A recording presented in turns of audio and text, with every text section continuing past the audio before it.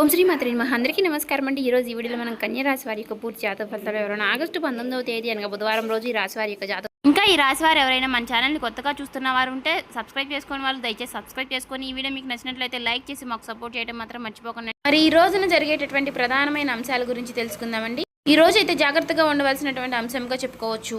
ఎందుకంటే ఈ రోజున మీ జీవితంలో ఒక డెడ్ లైన్గా ఉండబోతోంది. ఎందుకు అంటే కనుక మధ్యాహ్నం 2:30 తర్వాత మీ జీవితంలో ఊహించినటువంటి ఒక మార్పు అనేది రాబోతుంది. సమ్మక్క సారక్క జ్యోతిష్యాలయం గురువు గారు విజయరాజు గారండి. ముఖం చూసి లేదా చేయి చూసి ఫోన్ కాల్ ద్వారానే జాతకం అనేది చెప్పబడును. స్త్రీ పురుష వశీకరణ కూడా చేయబడును. గుప్త నిధులు చెడు ప్రయోగాలు కూడా చేయబడును. వ్యాపార సమస్యలు, రాజకీయ సమస్యలు, విదేశీ ప్రయాణం, ధనం నిలకడలేకపోవడం, భార్యాభర్తల సమస్యలు, అత్తకోడల సమస్యలు, ఆస్తాగాదాలు, అప్పుల బాధలు, ఇలా ఏ సమస్యలకైనా ఈ గురుగారు చాలా చక్కటి పరిష్కారాలు చెప్పబడును. మనం ఎక్కడున్నా సరే 100% తీర్పు అనేది చెప్పబడును. ఈ గురుగారు ఫోన్ నెంబర్ వచ్చేసి 9100263308 అండి. మీరు ఏ సమస్యలతో బాధపడుతున్న ఆ సమస్యల నుంచి బయటపడాలంటే మాత్రం ఈ గురువుగారిని సంప్రదించి చూడండి. చాలా నమ్మకమైన గురువుగారండి. చెప్పినట్టుగా జరుగుతుంది. 24 గంటల్లోనే మనకు ఫలితాలు అనేవి లభిస్తాయి.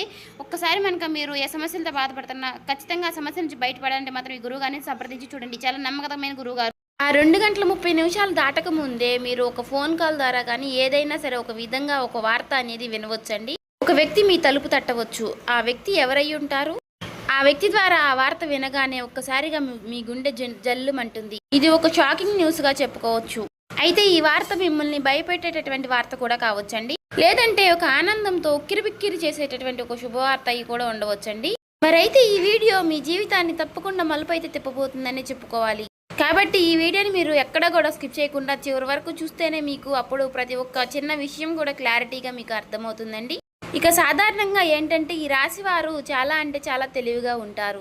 చాలా గొప్ప తెలివితేటలను కలిగిన వారై ఉంటారండి. అలాగే మంచి దురదృష్టి కలిగిన వారిని కూడా చెప్పుకోవచ్చండి.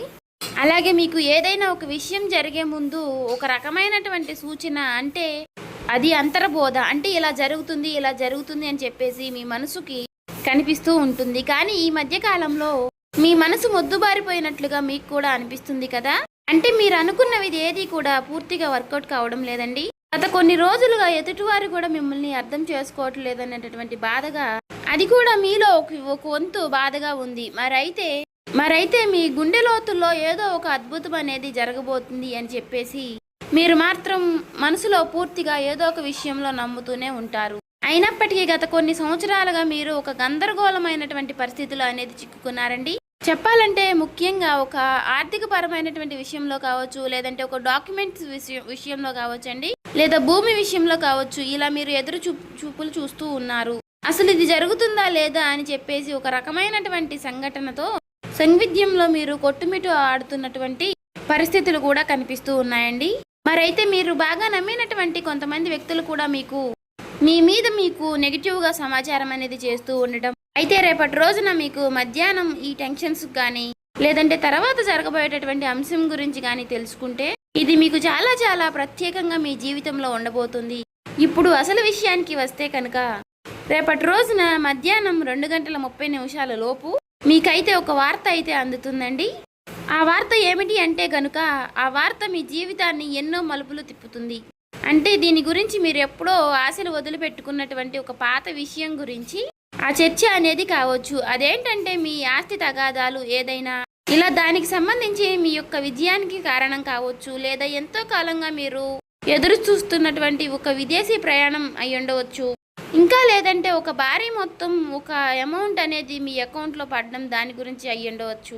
మరి మీకు రేపటి రోజున ఆ సమయంలో ఒక శుభ పరిమాణం అనే చెప్పుకోవచ్చండి. అందులో కూడా ఒక ట్విస్ట్ ఉంటుందండి. ఆ వార్త వినగానే మీకు నేరుగా అయితే ఆ వార్త ఏమీ రాదండి. ఏదైనా ఒక వ్యక్తి ద్వారా హఠాత్తుగా ఆ వార్త అనేది మిమ్మల్ని చేరుకుంటుంది. మీ గుండె ఎందుకు జల్లుమంటుంది అంటే ఆ వార్త వినగానే మీ గుండె జల్లుమనడానికి 2 రకాలైనటువంటి కారణాలు అయితే లేకపోలేదండి. మొదటిది ఏంటి అంటే నమ్మలేనటువంటి ఒక నిజం. అంటే ఇది మనకి సాధ్యం కాదు కదా అని పూర్తిగా ఫిక్స్ అయిపోయినటువంటి ఒక నిజం. కానీ ఆ వార్త వినగానే అది సాధ్యమైపోయిన అని తెలుసుకోగానే మీ యొక్క మెదడు మొద్దుబారిపోయినట్టుగా అయిపోతుంది. అంటే మీరు చాలా ఆశ్చర్యపోతారన్నమాట. ఆ షాకింగ్ న్యూస్ వల్ల వచ్చేటటువంటి ఎమోషన్ ఏదైతే ఉందో అది మీ గుండెను కూడా తాకుతుంది. ఇక ఆ వార్తతో పాటుగా ఒక పాత వ్యక్తి పేరు కూడా మీకు రేపటి రోజున బయటకు వస్తుంది. అతను లేదంటే ఆమె మరలా వారు మీ జీవితంలోకి రావడం అనేది జరుగుతుందన్నమాట. వారు వచ్చారా అనేటటువంటి ఒక షాకింగ్ అనేది మీలో కలుగుతుందండి. అది ఆనందం, భయం రెండు కలగలిపినటువంటి ఒక రకమైనటువంటి ఒక గొప్ప అనుభూతి లాగా మీకు అనిపిస్తుంది. ఈ అనుభూతి కారణంగా మీకు ఊహించిన విధంగా వచ్చేటటువంటి ఆ ఒక్క వార్త కారణంగా మీరు ఒక్కసారిగా ఆశ్చర్యపోయేటటువంటి అవకాశాలు కూడా చాలా అంటే చాలా ఎక్కువగా కనిపిస్తున్నాయండి. అయితే అసలు మరి ఇప్పుడు ఇది ఎందుకు జరుగుతుంది అంటే, ఇప్పుడు మీరు సాధారణంగా మీరు ఈ 2 గంటల 30 నిమిషాల లోపు దీనికి సంబంధించినటువంటి దీనికి కారణం ఏమిటంటే, మీరు గతంలో చేసినటువంటి ఒక రహస్యకరమైనటువంటి ఒక సహాయం అనేది, లేదంటే ఒక ఇన్వెస్ట్మెంట్లో మీరు పూర్తిగా మర్చిపోయినటువంటి పూర్తిగా ఒక పని, దానికి సంబంధించినటువంటి ఒక మంచి ఫలితాలను అయితే మీకు ఇప్పుడు ఇస్తుందండి. మీ వెనుక ఎవరో మీకు తెలియకుండానే ఈ పని అనేది పూర్తి చేస్తారు. ఎవరు చేసుంటారు అని చెప్పుకోవాలి అంటే మాత్రం ఆ భగవంతుడే చేశారని చెప్పుకోవాలి. అంటే ఈ రోజున కొంతమంది వ్యక్తులు ఆ నిజాన్ని బయట పెట్టాలి అని నిర్ణయించుకుని ఉంటారు. అయితే అందుచేత వారు ఊహించని విధంగా మీకు ఈ ధనలాభం అనేది మీదే, ఈ ఆస్తి కూడా మీదే, దానికి సంబంధించినటువంటి డాక్యుమెంట్స్ కానీ ఇలాంటివి ఏవైనా సరే తీసుకువచ్చి మీకు పూర్తిగా వివరణ అనేది చేస్తారండి. వీటన్నిటిని చూసుకుంటే కొంచెం రెస్ట్ తీసుకునేటటువంటి ప్రశాంతకరమైనటువంటి రోజు అని చెప్పుకోవచ్చు. ఊహించిన విధంగా వారు చెప్పడం వల్ల మీకు కొంచెం ఆశ్చర్యకరంగా అనిపిస్తుంది. అయితే దీనికి మరొక రీజన్ కూడా ఉందండి. గ్రహస్థితి పరంగా చూసుకున్నట్లయితే గనుక మీకు ఈ రోజున శని ప్రభావం అనేది కొంచెం తక్కువగానే కనిపిస్తుంది. అలాగే ఈ రోజున మీకు శని భగవానుడు మంచి అవకాశాలను కూడా ఇవ్వబోతున్నాడండి. రాహువుల యొక్క సంచారం, గురు దృష్టి మీ యొక్క రాశి యొక్క పైన కూడా పడిందండి. కాబట్టి ఈ 2 గంటల 30 నిమిషాలు అనేది ఈ రాశి వారికి ఒక ముహూర్తం లాంటిది అన్నమాట.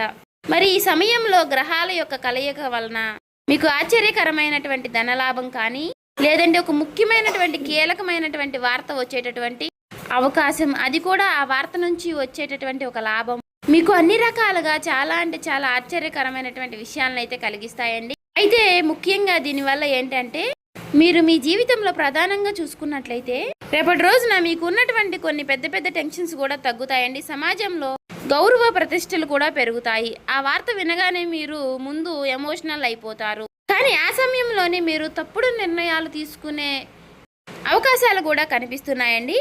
అంటే అలాగే ఏదైనా మీరు కొంచెం అంటే మీకు బీపీ అనారోగ్య సమస్యలు ఉన్నవారు కూడా ఆవేశపడిపోయి తొందరపడి నిర్ణయాలు తీసుకోకుండా కొంచెం ప్రశాంతంగా నిర్ణయాలు తీసుకోవడం, సమర్థవంతంగా ఎదుర్కొనేటటువంటి ప్రయత్నం అనేది చేయాలండి. అటువంటి శక్తి ఉన్నప్పుడు ఏ విధంగా కూడా మనం భయపడాల్సిన అవసరం అయితే లేదండి. ప్రతి ఒక్క మనిషి విషయంలోనూ కూడా శుభవార్తలు అశుభవార్తలు సాధారణం. ఒక్కొక్క రోజు మనకు చాలా ప్రశాంతంగా అనిపిస్తుంది, ఒక్కొక్క రోజు అసలు ఈ రోజే బాగాలేదు, చాలా ఒత్తిడిగా ఉంది, నిద్ర లేచినప్పటి నుంచి ఎవరి ముఖం చూసాము అన్నట్లుగా ఒక రకమైనటువంటి ఫీలింగ్ అనేది మనలో కలుగుతూ ఉంటుంది. అలా ఒక్కొక్క రోజు ఒక్కొక్క రకంగా ఉంటుంది అన్నమాట. కాబట్టి ఒక్కొక్క రోజు మనకు సంబంధించినటువంటి పనుల్లో కొన్నిటిలో ప్రశాంతత అనేది కనిపిస్తుంది.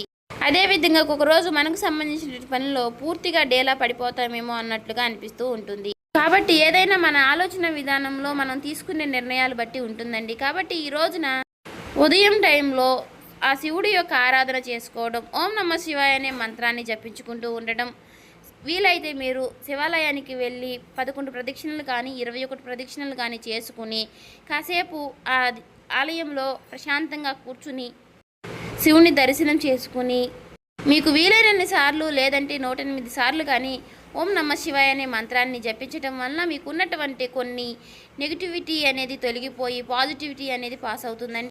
ఒక మాటలో చెప్పాలంటే మైండ్ అంతా కూడా మీకు కొంచెం రిలీఫ్ అనేది ఇస్తుంది.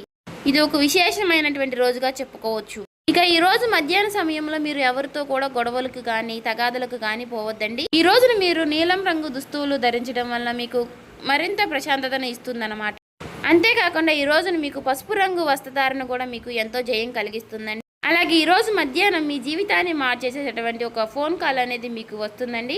ఆ ఫోన్ కాల్ రూపంలో మీ జీవితంలో ఒక సరికొత్త వెలుగుని నింపాలని చెప్పేసి మనస్ఫూర్తిగా నేను కూడా కోరుకుంటున్నాను. ఇక ఈ రోజున మీకు తూర్పు దిక్కు ప్రయాణం అనేది ఎంతో విశేషంగా ఉంటుంది. ఇక ఎప్పుడూ కూడా మీకు వీలైనంత సహాయం మీరు ఎవరికైనా చేయడంలో మీరు ముందుంటారు. ఒకరిని ముంచాలి, ఒకరిని నష్టపెట్టాలి, ఒకరికి సమస్యలు కలిగించాలని చెప్పేసి మీరు ఎప్పుడు కూడా అనుకోరు. మీ మనసులో కూడా మీకు ఎప్పుడూ కూడా అలాంటి ఊహలు కూడా రావండి. కాబట్టి మీ మంచితనం వల్లే మీకు ఎప్పుడూ కూడా మంచి జరుగుతూ ఉంటుంది. అలా మీకు ఆగిపోయినటువంటి పనుల్లో కూడా ఒక మంచి మార్పులు కలగడానికి అది కూడా ఒక సహాయపడుతుందండి. అలాగే మనం ఎప్పుడైనా సరేనండి చేసినటువంటి మంచి పనులు మనకి ఒక్కొక్క రోజు మనకి అవే సహాయపడుతూ ఉంటాయని చెప్పుకోవచ్చు. అలా నిదర్శనమే ఈ రోజు అండి. కాబట్టి మీ జీవితంలో రాబోయేటటువంటి మీ జీవితంలో ఒక మంచి మార్పు అనేది వస్తుంది. మీరు మనస్ఫూర్తిగా మంచిగా ఈ రోజున పాజిటివ్గా ఉండండి. మీ మనసులో మీరు ఎప్పుడు ఎటువంటి నెగిటివ్ ఆలోచనలు అనేవి చేయకండి. అలాగే మీరు ఏదైనా ఒక విషయం గురించి నిర్ణయం అనేది తీసుకునే ముందు 1కి 4 సార్లు ఆలోచించి పెద్దల యొక్క సలహాలు సూచనలు తీసుకుని జాగ్రత్త నిర్ణయాలు అనేవి తీసుకోండి. అలాగే మీ ఇంట్లో పెద్దల యొక్క ఆశీర్వచనాలతో పాటు మీ జీవిత భాగస్వామి యొక్క నిర్ణయాలని గౌరవించండి. ఇక ఈ రోజున మీరు బయటికి వెళ్ళే ముందు ఆ శివుడి యొక్క బసం కానీ లేదంటే సింధూరాన్ని కానీ ధరించండి నుదుటిన. ఇలా ధరించడం వల్ల మీకు వచ్చేటటువంటి కొన్ని నెగిటివ్ ఆలోచనలు నెగిటివ్ సమస్యలు అనేవి తొలగిపోతాయి. అంతా కూడా పాజిటివిటీగా ఉంటుంది. మీ మనసు కూడా చాలా ప్రశాంతంగా ఉంచుకోనండి. నలుగురితో నవ్వుతూ మాట్లాడండి. ఎవరి మీద కూడా చిరాకు పడడం కోప్పడడం ఇలాంటి పనులు చేయకండి. అలాగే మీకు వచ్చేటటువంటి సంకేతాల ద్వారానే మీకు రిజల్ట్ అనేది చాలా కనిపిస్తూ ఉంటుంది. కాబట్టి మీరు కొన్ని ఏవైనా సరేనండి వచ్చినప్పటికీ వాటి గురించి ఆలోచిస్తూ ఉండండి. సో చూసారు కదండి, ఈ వీడియో కనుక మీకు నచ్చినట్లయితే ఓం శ్రీ మాత్రే నమః అని కామెంట్ చేసి లైక్ చేసి మాకు సపోర్ట్ చేయడం మాత్రం మర్చిపోకండి. ఇంకా ఎవరైనా మన ఛానల్ సబ్స్క్రైబ్ చేసుకునే వాళ్ళు ఉంటే దయచేసి సబ్స్క్రైబ్ చేసుకోండి.